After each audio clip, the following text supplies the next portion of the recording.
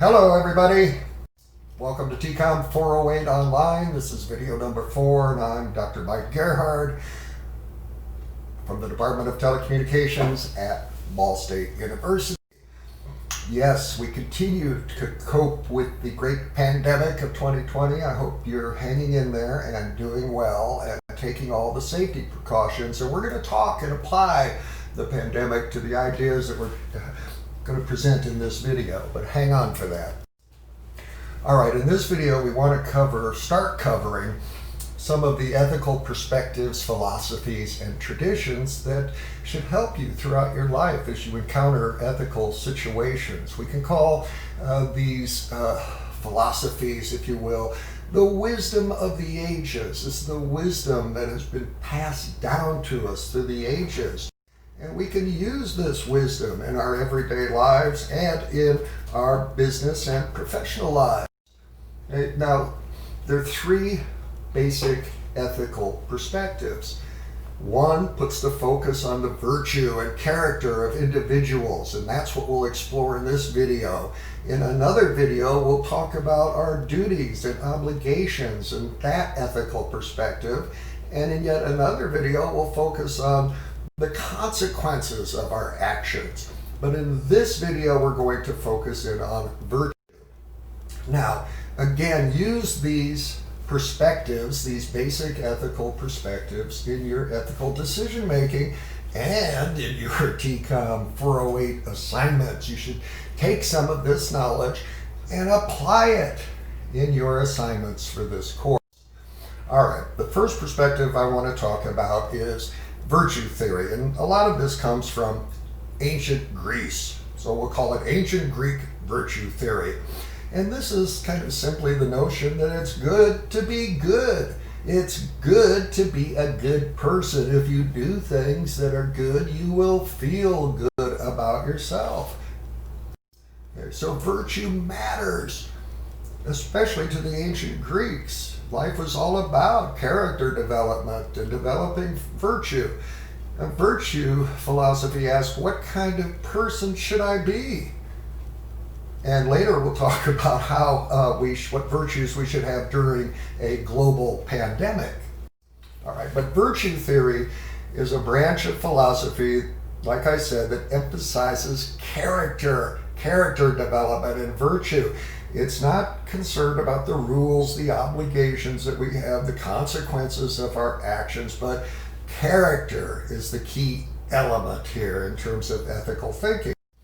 So the beginnings of this thing, virtue theory, go all the way back to ancient Greece and the work of Socrates, Plato, Aristotle, the ancient Greek philosophers.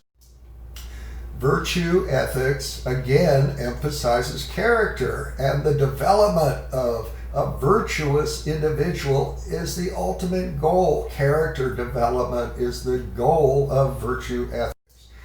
So what is virtue? Well, virtue you can look at as a behavior. Any behavior you do that shows high moral standards reflects a virtue. Or maybe you want to look at it as a trait, a value, an attribute, or a quality that somebody has that you can deem as something that's morally good and right. So the ancient Greeks, especially Socrates, believed that anybody could develop good character, good virtuous character. But you had to do this through careful reflection of your virtues. But anybody willing to do that could arrive at fantastic moral insights, according to Socrates. So what are the traditional virtues? Well, these include things like prudence, justice, courage, temperance, generosity, kindness, politeness, benevolence, honesty, and maybe that's the most important of all virtues, loyalty, chastity, patience, self-control, diligence, and humility. And those are just a few. We could add many terms and virtues to this list.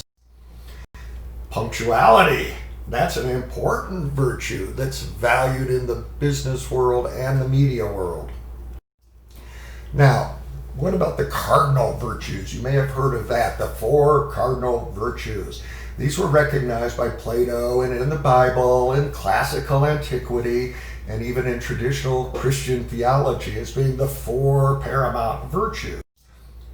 Wrong kind of cardinal. Talking about a different kind of cardinal here. The cardinal virtues: temperance, prudence, fortitude, and Lady Justice. Okay, so these are very important virtues. Prudence. During my life, I've learned the importance of prudence, not acting too quickly, being careful, slowing down, being moderate. Prudence is the ability to discern the appropriate course of action to be taken in a given situation and at the appropriate time. So prudence means kind of caution as we approach the actions that we take. We think before we act, we think our way through things. Courage, also called fortitude, strength, endurance, very important virtue to have. It's the ability to confront fear, uncertainty, and intimidation. Certainly right now in our society during the pandemic, there's a huge amount of fear and uncertainty, and we all have to display a certain level of courage. Temperance, very important, also known as restraint, the practice of self-control. This is important right now during the coronavirus crisis. We have to practice self-control. We may want to get out there and interact and engage in certain behaviors, but maybe we should check ourselves right now and show more discretion, moderation. Very important in all aspects of life to show moderation. And then finally, justice. Many people think that this is the most important of all the 4 virtues and the most important virtue ever. Justice, fairness, righteousness, to make sure that we have a just society and that we're just in our own character. So those are the 4 big ones. All right. Now, the Greeks believed that if we wanted to have a good life, we had to be virtuous. Virtue is related to the good life. Living virtuously is necessary for attaining true fulfillment in life, according to the Greeks. They believed that true happiness is the result of a well-lived, a virtuous life. And I have discovered in my own life, to be sure, that happiness is the product of doing the right thing and then doing the right thing again and again and again. All right, staying balanced. Here we can turn to a great virtue identified by the Greek philosopher Aristotle, balance. And he used the term golden mean to describe an important kind of ethical perspective, the golden mean or the golden average. What's the golden mean? That's Aristotle's notion that ethical behavior comes from hitting a balance, the middle ground. The golden mean is the middle ground between the extremes. It's often kind of a compromise position. But sometimes the best place to land is between the extremes. Let me give you an example. I have the golden mean in action. I can apply it to content ratings that we have in the 21st century. You know, the content ratings are an example of social responsibility. It's trying to make sure that the content that's created reaches the intended audience. And so we have content ratings for TV and movies and video games and music. Okay. Now, here's, I think, why we have content ratings. There's this huge debate, okay, this moral debate about media content. On the one hand, you've got the people that want artistic freedom, artistic license, no censorship. What about the First Amendment? Let me do what I want artistically. At the other extreme, you've got the moral critics and the moral panics who are crying for moral limits, especially to protect children. But they say there's way too much gratuitous sex, violence, strong language, and we need to clean all of that up. Now, both sides cannot get all they want in this debate. However, in our society, I think to deal with this great debate about morality in media, we've come up with content ratings, and I think that's a great example of the golden mean. The artists can continue to create the content they want as long as they label it. And then the label gives the moral panics more tools to avoid the content or to protect their children from that content. So think of the golden mean as sort of this compromise between those competing principles, protecting children and artistic license. And quite often we can turn to the golden mean to kind of find the appropriate solution for some of our ethical dilemmas. All right, let me talk a little bit about another set of virtue ethics that comes to us from ancient China, and these are Confucian ethics. And this school of ethics, like the ancient Greeks, focused on the promotion of virtues. This is called Ruja, okay, or Confucianism, Ruism. This is a system of thought and behavior that originated thousands and thousands of years ago in ancient China. And Confucius set forth a number of virtues to celebrate, and these are all still important in the 21st century, thousands and thousands of years later, because these are enduring principles, okay? That we should be benevolent, righteous, a proper right. I think that relates to the rites of passage in life, that we properly know how to handle birth, marriage, graduation, death, and other important rituals in life. Knowledge, loyalty, filial piety. That means caring about and being loyal to your family, okay? Caring about and taking care of your parents, your grandparents, feeling an obligation towards them. Honesty, forgiveness, integrity, these are all important virtues. We could go on. Modesty, the sense of right and wrong, bravery, frugality, kindness, goodness, reverence, respectfulness.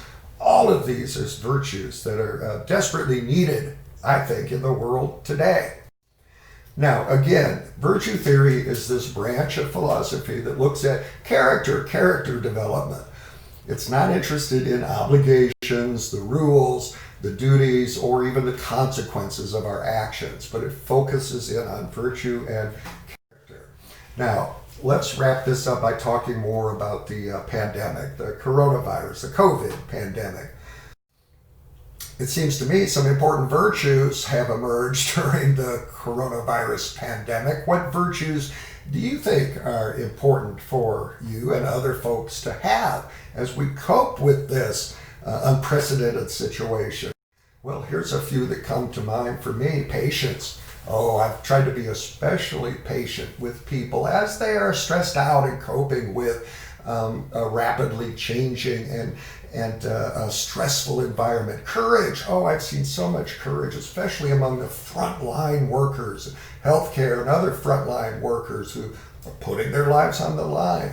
Gratitude. I've had incredible gratitude for those frontline workers. Generosity. I've seen a lot of generosity right now because of the hit to the economy. The food banks are needing donations, and I've seen people step up in wonderful ways. Politeness. I think I've seen people practice some politeness in terms of social distancing, a little extra patience, wearing the face mask. Self-control. We've had to practice this. I mean, I want to get out there and mingle, socialize, be with my loved ones and friends, but shop and do other things. But you know, we've got to have some self-control right now, and we do have to continue to practice diligence, especially on those important safety measures like washing hands, not shaking hands, coughing into our elbow, wearing a face mask, social distancing. We have to continue to be diligent about those kinds of protective measures. So